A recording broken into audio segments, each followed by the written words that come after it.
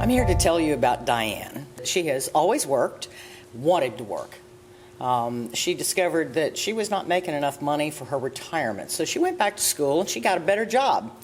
And she had health insurance, and she thought, well, I'll pay into disability insurance too, just to be on the safe side. Well, that worked out real well for her for a long time. But then she got sick. And she realized that her employment contract said that if she was out of work for 2 weeks, that she would lose her job. Doctors couldn't figure out what was wrong with her. So she was terminated, and she also lost her insurance. And that disability she'd been paying on all along, right out the door. It took the doctors a long time to figure out what was wrong with her. About 6 months. And in that time, she blew through her savings on living expenses and medical bills that she was paying out of pocket. They diagnosed her with diabetes and prescribed insulin, which would have cost her, or should have cost her, $1,300 a month. Well, being out of work and having blasted through her savings, and it wasn't too long before she blew through the goodwill of her family and friends as well, because they had limited incomes to help her out.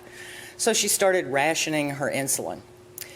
And didn't work out very well for her. She had one heart attack, emergency room visit, racked up some medical bills on testing, had a second heart attack, even more expensive procedures. And then she had the third heart attack and required quadruple bypass surgery. She is now in debt up to her eyeballs. She was not eligible for Medicaid as it stands today because she didn't have any dependent children living at home. She also applied for disability, but she was turned down because she was non-compliant on her meds that she couldn't afford.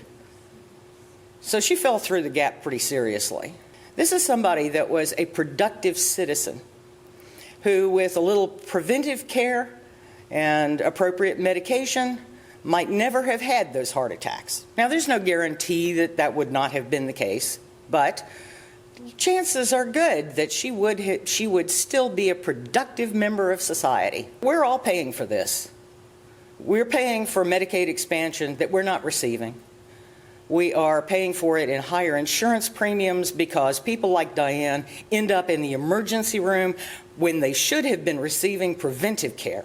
I hope that our politicians will come around and understand that that turning down Medicaid expansion is bad public policy.